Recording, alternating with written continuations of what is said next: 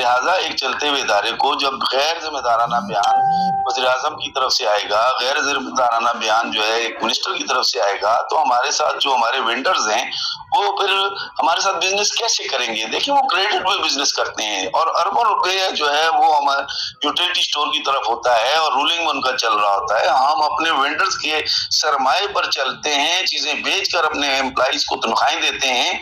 तो जब ऐसे इदारे के खिलाफ इस किस्म की गैर हकीकी बयानबाजी और मुल्क के एक बड़ी जिम्मेदार शख्सियत की तरफ से आएगी तो फिर लाजमी बात है कि सेल्स पर असर होगा और सेल पर जब असर होगा तो उसका नुकसान होगा।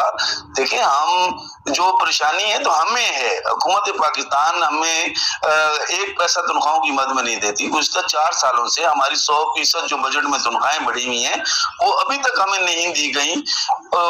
तो हमने तो कभी ये नहीं कहा कि हुकूमत दे, हमने तो यही कहा है कि हमारा अदारा वो पेमेंट करे, ठीक है, लेकिन अदारा तब पेड करेगा जब हमारी गवर्नमेंट जो है वो सियासी हाथ इसमें से निकालेगी और हमें आजादी के साथ चलाएगी। दूसरी बात आपने ये कही